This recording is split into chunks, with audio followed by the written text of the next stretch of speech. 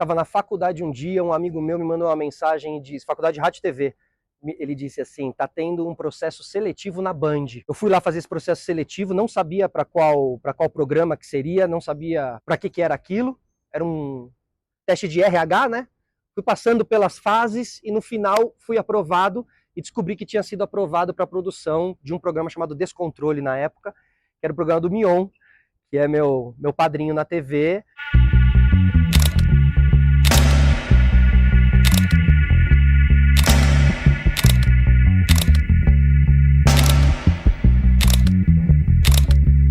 Felipe Solari, 42 anos. Assim, em São Paulo, 1982. Mas filho de pais argentinos, né? Filho de pai argentino, mãe brasileira. Eu não, assim, não cheguei a morar. Mas até os meus 17 anos eu nunca tinha passado um Natal e um Ano Novo aqui no Brasil. Assim, eu sempre, seja quando acabavam as aulas, né? A gente se mandava para a Argentina e eu sempre passava lá com a família de lá e tal.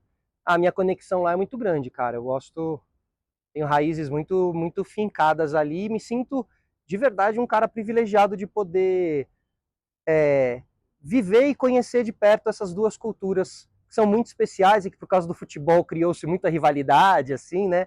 Às vezes é na brincadeira, às vezes não é, as pessoas levam mesmo a sério, mas eu acho que a América do Sul em geral, né, as veias abertas da América Latina, assim, eu acho que a gente tem que se aproximar cada vez mais dos países da língua espanhola, que essa língua, a diferença de língua cria uma barreira aqui pra gente. Mas eu acho que a gente é pura América Latina. Assim. Sou corintiano aqui, eu sou Boca Juniors lá, né, cara? Lá eles falam muito que o Boca Juniors é a metade mais um, né? La mitad más uno. Que é tipo assim, eles sempre estão em maioria, né? É sempre a metade e mais um. Então é sempre 51 contra 49. É o time do povo, né? O Boca Juniors é o time do povo. Eu acho que o Boca Juniors representa um pouco na Argentina o que representa o Corinthians aqui, assim. Cara, assim, eu cresci em estúdio de filmagem, porque meu pai é diretor de comercial. E eu cresci ali entendendo todas as etiquetas, né? Ele sempre me colocando muito essa etiqueta de como se portar dentro de um estúdio, que eu acho que é algo que depois eu levei comigo, assim. Observar as coisas acontecendo ao seu redor. Você tem ali figurinista, maquiador, diretor de câmera, o diretor, né? Você tem muitas funções acontecendo ali. Então aquilo é um grande aprendizado. Acho que eu tirei muito isso daí.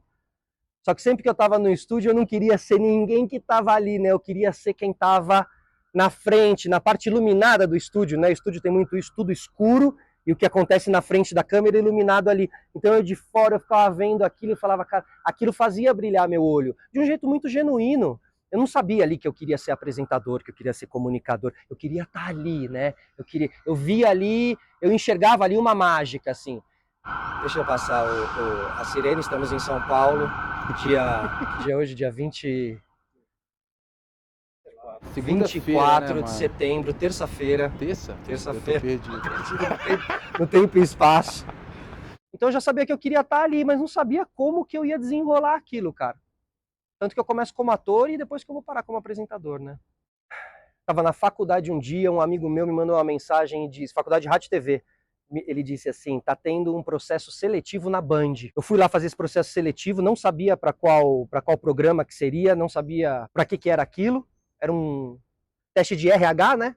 Fui passando pelas fases e no final fui aprovado e descobri que tinha sido aprovado para a produção de um programa chamado Descontrole na época, que era o programa do Mion, que é meu padrinho na TV.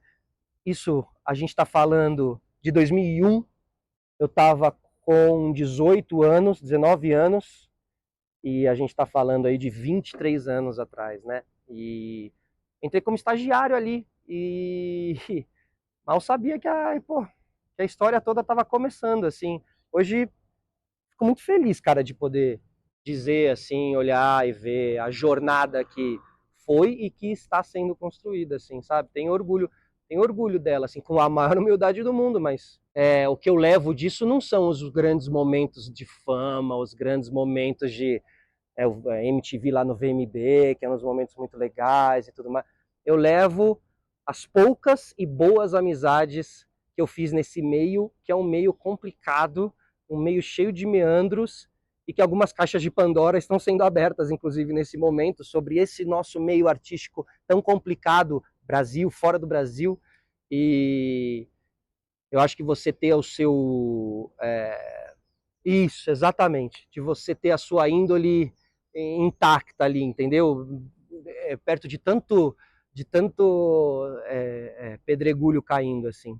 Então, e isso não é fácil não, viu, cara? Isso talvez seja o mais difícil, assim, você às vezes abdicar de grandes chances em nome dessa verdade. E, cara, eu deixei muito currículo na MTV, eu tentei muito entrar lá.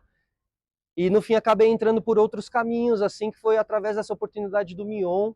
E aí, a partir daí, caminhei com as minhas próprias pernas também dentro da MTV, assim, fui construindo a minha história lá. Ah, cara, eu acho que os meus melhores momentos eu passei com os meus ídolos de adolescência, né? Imagina, eu fiquei amigo do Chorão, né? Pô, a gente já falou muito disso, assim, sobre a conexão com o Chorão, que foi uma, poxa, caramba, né? Então, cara, pra mim, realmente, esses foram os melhores momentos, assim, quando eu pude encontrar pessoas que eu admirava e trocar sabe, de igual para igual, assim. Então, assim, esses eram os grandes momentos.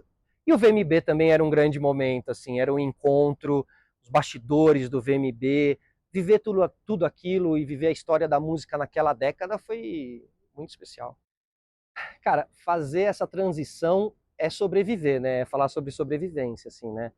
Porque eu trabalhava num sistema onde eu esperava ser chamado por uma emissora para ir lá e apresentar um programa com toda uma estrutura por trás. Maquiagem, cenário, luz, câmeras.